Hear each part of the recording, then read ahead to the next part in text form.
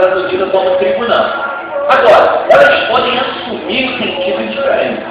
Por exemplo, eu anotei aqui que o critério, ele tem sentido de lei pela qual alguém julga, ou ainda o local do julgamento. Então, quando aparece a palavra tribunal, lá no original, ela pode ser tanto a lei pela qual a pessoa foi julgada, ou então o próprio lugar onde a pessoa foi julgada. Esse é o sentido desse critério. E essa palavra, ela tem não somente, ela tem no livro de Coríntios, só que é em outro capítulo, e tem também no livro de Tiago. Agora, a palavra bema, ela ocorre nessas duas passagens que nós lemos. E ela tem um sentido, sabe qual? Esse aqui, ó. Eu anotei aqui também. Nos jogos gregos, existiam alguns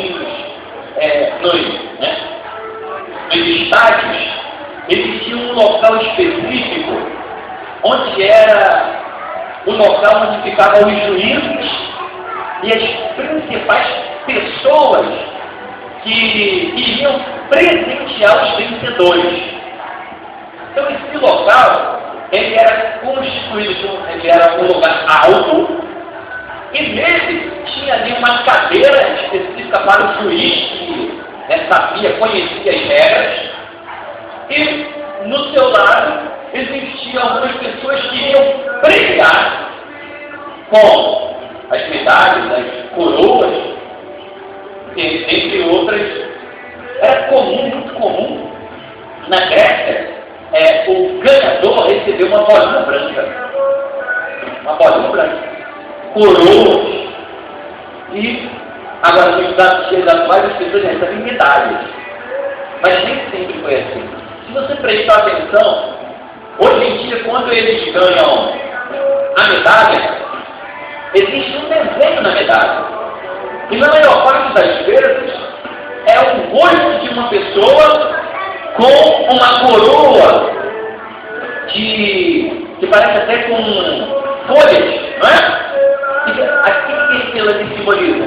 Justamente a maneira de se premiar na Grécia Antiga. Porque os Jogos Olímpicos, os Jogos que nós temos hoje, têm origem desde lá do tempo de Jesus e muito tempo antes desses Jogos. Então, o bema era, na verdade, um lugar alto, onde era construído degraus, e o bema em si era a cadeira do principal juiz. Ele via se as regras estavam sendo cumpridas, e em cima desse bema também é onde que os ganhadores recebiam as suas recompensas. Então, veja bem, se Paulo escreve que nós vamos comparecer diante do bema ou tribunal de Cristo, o que ele tinha em mente, irmãos? Ele sabia que no bema na Grécia era para ser recompensado as pessoas. Nunca tinha sentido, quando a Bíblia fala de tribunal de Cristo, ou de tribunal não sendo de Cristo, nunca é para julgamento, para seleção. Nunca tem esse sentido. Ou é com o sentido de que a pessoa foi aprovada e vai receber uma recompensa por isso, ou é no sentido de um local específico.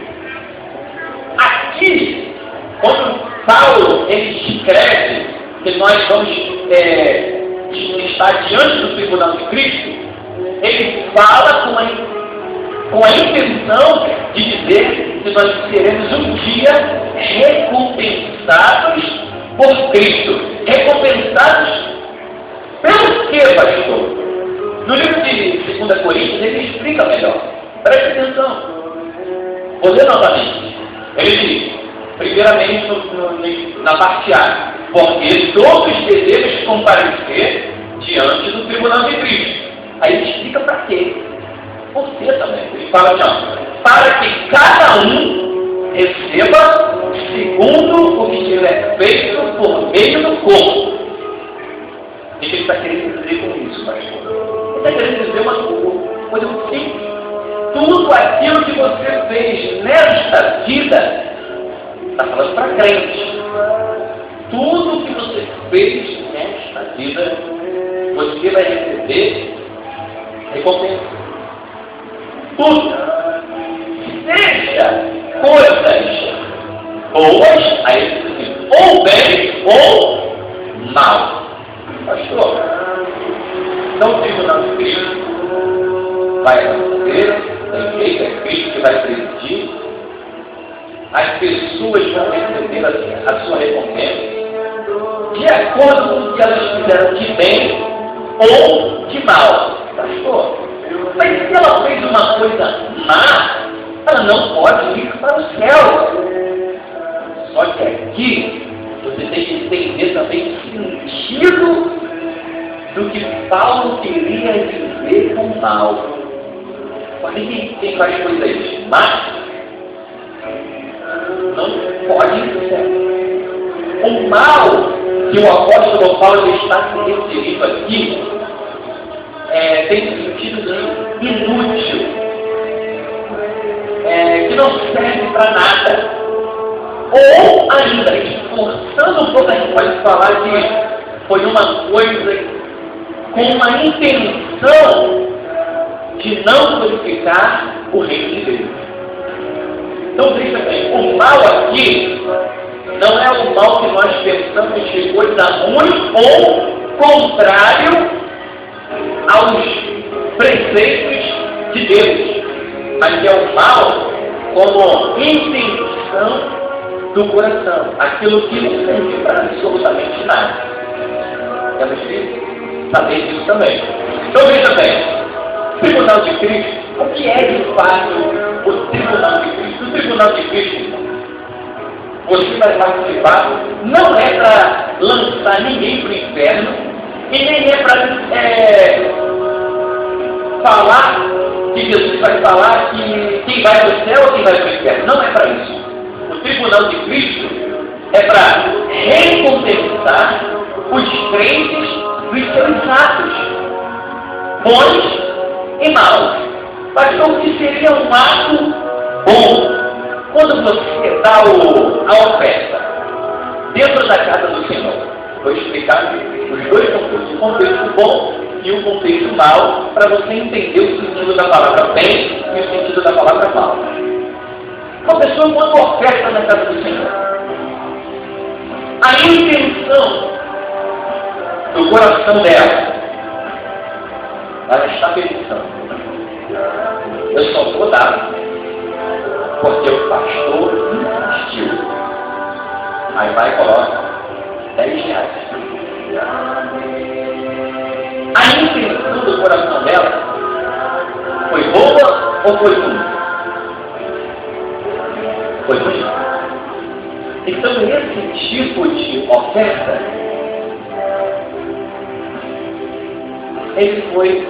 ela foi considerada como inútil.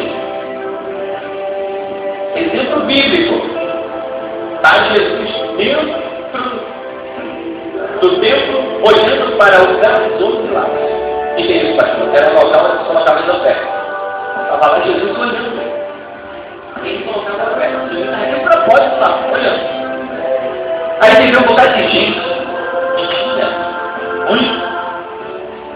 E olha, tudo colocando que sobejava, que sobrava.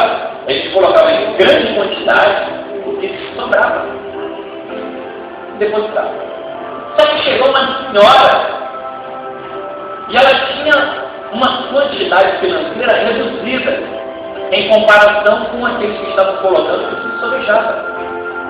Só que aquela quantidade reduzida, para ela, era uma quantidade muito grande.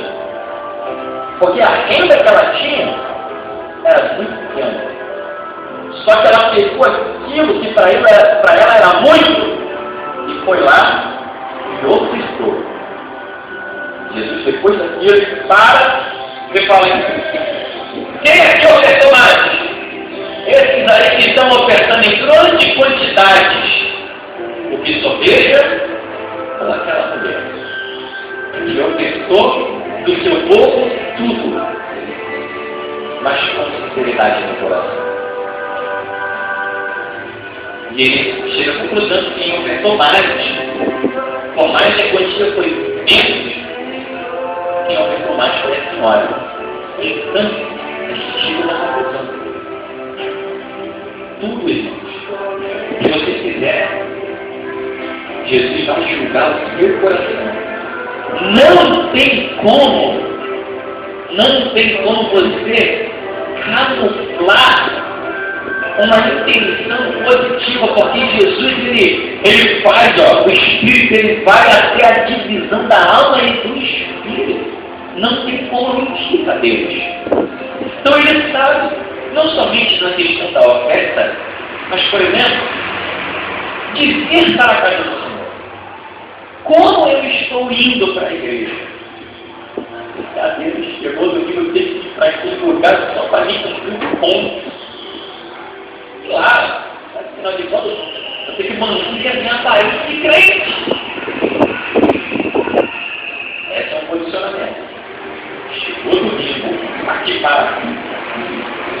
Dia passa logo, adianta até a hora do relógio, para poder estar na presença de Deus o mais rápido possível. Como ele tentou melhor? Você está